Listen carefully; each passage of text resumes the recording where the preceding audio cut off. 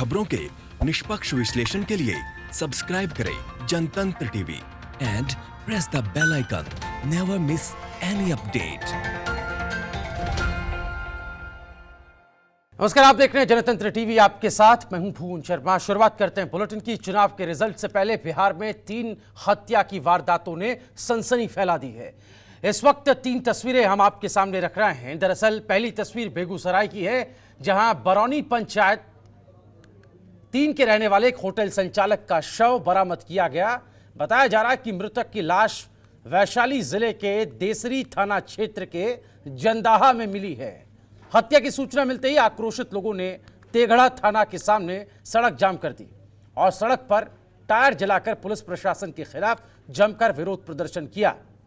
परिजनों का यह कहना है कि होटल मालिक का बदमाशों ने अपहरण किया था और पुलिस ने कोई एक्शन, कोई कार्रवाई नहीं की, जिसकी वजह से बदमाशों ने उसकी हत्या कर दी।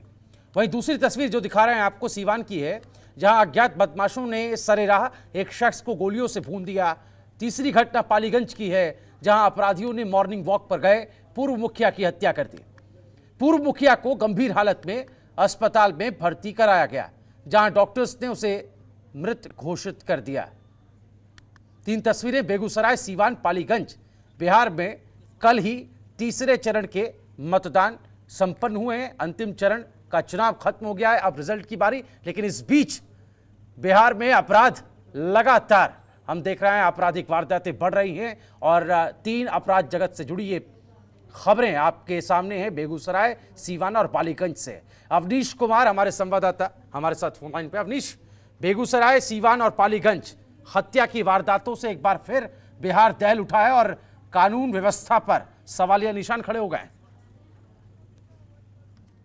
व्यवस्था पर सवाल उठने लगे हैं और लगातार सीवान, बेगूसराय और पालीगंज में 3 हत्याएं हुई है और पालीगंज में पूर्व मुखिया की हत्या हुई है। वहीं सीवान में भी बड़ी घटना घटी है। सीवान में भी एक शख्स को गोली से भून दिया है। सीवान के नौतन थाना का मामला है। कलाम टोला में ये घटना घटी है। दिनेश यादव जो व्यक्ति है, उनकी हत्या कर दी गई। वहीं बेगूसराय में भी एक बड़ा मामला हुआ है। बेगूसराय में भी हत्या हुई है। तो लगातार हत्याओं का दौर एक बार फिर शुरू हुआ है और आपराधिक घटनाएं जिस तरह से लगातार घटी है। कल ही चुनाव खत्म हुए हैं और वैकेंसी में 3 घटना होना हमें लगता है कि एक बड़ा अशुभ संकेत दिख रहे हैं और लगातार अपराधियों के मनोबल जो है वो बढ़ता दिख रहा है। अपराधियों का मनोबल अब बढ़ना ही है कि बेगूसराय हो, सीवान हो या पटना जिले के पालीगंज हो, तीनों जगह पर जिस तरह से हत्याएं हुई है और अपराधी की गिरफ्तारी नहीं हो पाई है, ये भी एक बड़ी चिंता का विषय है। पुलिस भले ही छापेमारी कर रही है, लेकिन तीनों जगह हत्या होना, ये हमें लगता है कि कानून व्यवस्था पर सवाल खड़े हैं।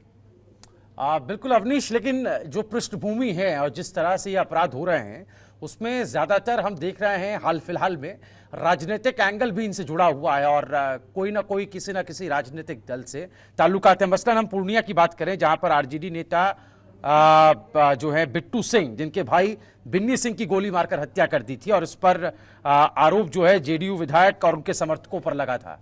तो एकाएक इस तरह के राजनीतिक पृष्ठभूमि से जोड़कर इन अपराधों को अगर हम देखें तो क्या निकलकर सामने आता है? नहीं, बिल्कुल। देखिए, बिहार में चुनाव हुए हैं और कल ही चुनाव खत्म हुए और वैसे इस चुनाव में आपसी रंजिश को लेकर जिस तरह से घटनाएं घटी है और इसका राजनीतिक एंगल भी है। कहीं ना कहीं तमाम लोग पॉलिटिकल पार्टी से जुड़े हुए हैं जी।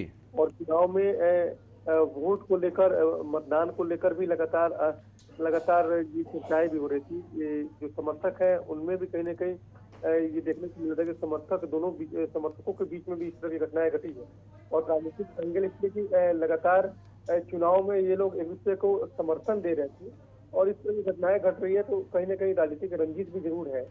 कल की घटना, आज जो सुबह जो संजय वर्मा की कोई हत्या हुई है, उसका भी कहीं राजनीतिक लिंकअप जरूर है। तमाम जो अब क्योंकि चुनाव हुए हैं और चुनाव में एक दूसरे का सपोर्ट न करना, एक दूसरे का समर्थन न करना, ये एक बड़ा कहीं ना कहीं संकेत दिख रहे हैं और इसी को लेकर लगातार जो है वो घटनाएं घट रही है। बिल्कुल अवनीश, और लगातार इस तरह की घटनाएं कानून व्यवस्था पर सवालिया निशान खड़े करती है। हमने पूरे इस चुनाव कैंपेन में भी देखा। आपका बहुत शुक्रिया।